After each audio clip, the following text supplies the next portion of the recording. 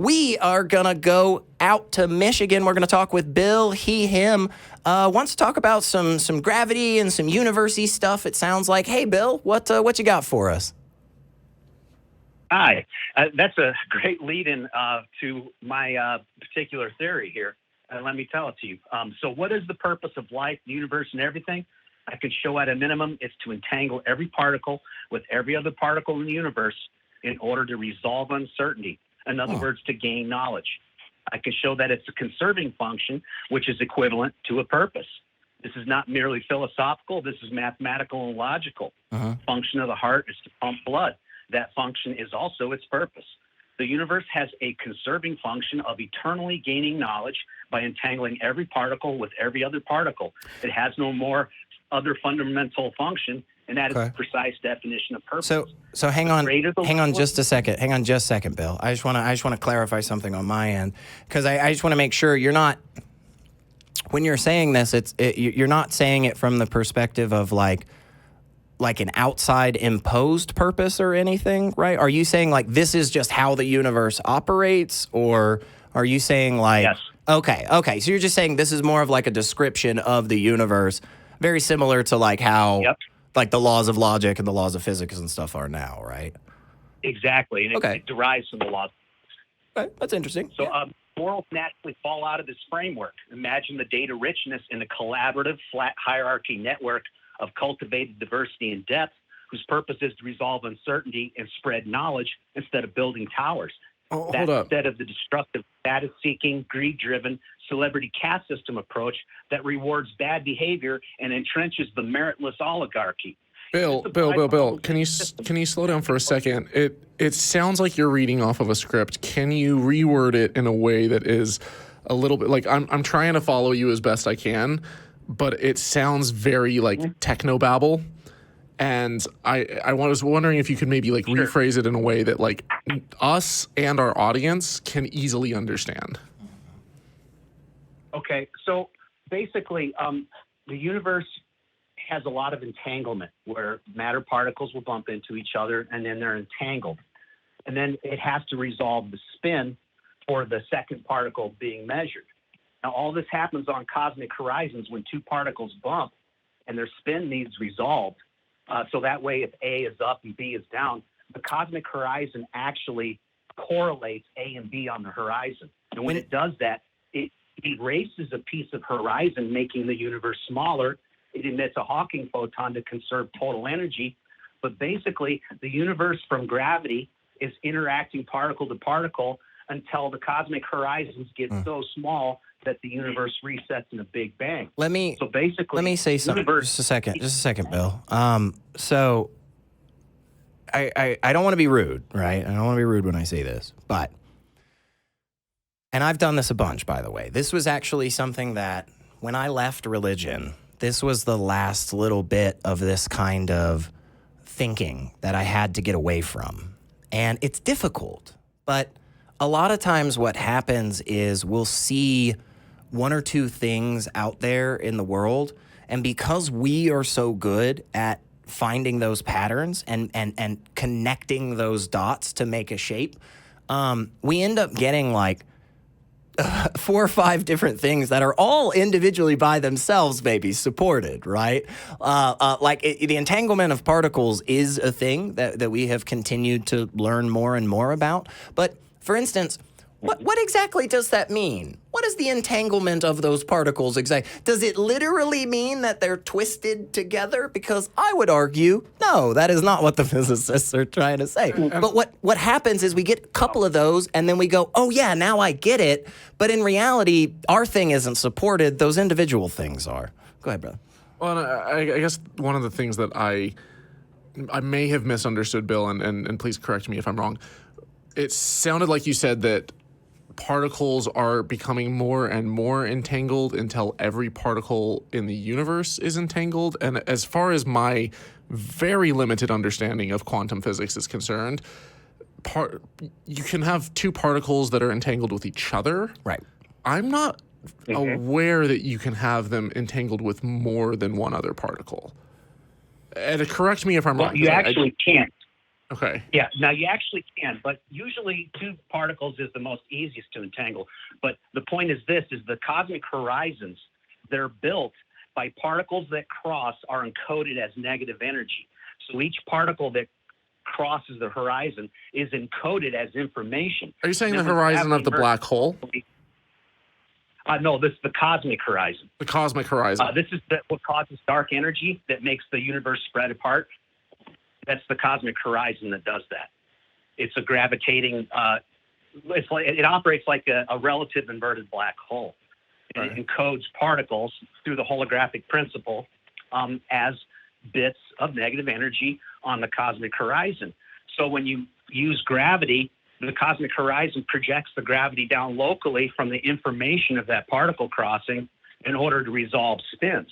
Have you reached out to, if you're in Michigan, I mean, Michigan's a fairly big state, and please don't tell us don't dox yourself or anything, Bill. But if you're in Michigan, like I know that there are at least a handful of universities in Michigan that you could probably reach out to somebody in the physics department or something. Have you done that by any chance? Like just hit somebody up and said like, hey, here's my thoughts. Yeah, and I did. And this guy, he's a GR person, so he's not really into quantum mechanics as much. Okay. But he actually is afraid to do the math. Now, I've got the math for him, and you can see this. Okay. I have this online on ResearchGate. You could look it up. The math ties out. It's simple. The problem is, I can tell he's afraid to do the math because it will work. Why would he be afraid? To explain why it works. Bill, why don't you? I don't know. That's the weird thing because it's so unusual. I found 3 ways I can calculate the per Planck area of gravitational energy of any black hole. I've got 3 separate ways. GR, I've got the Landauer limit at Hawking temperature, which is a GR quantum mechanics hybrid, and I have an informational only using just a term of a photon, dividing out the fine structure constants, and then multiplying that number by. Bill, why do you think you discovered this? I mean, I don't know if you've thought about this, but why do you think you came across this and nobody else did? That's an interesting story. So what happened was I have a guy who helps me out around the house because I'm retired and I'm disabled. And he asked, we talk about science and stuff, and he asked what can be done with the energy in a constrained degree of freedom. And at first I gave him the hash answer everyone gives, nothing. But then he said, that's weird. And I said, you know what? You're right. I owe you a better answer. So I went and looked, what can you do with the energy in a constrained degree of freedom?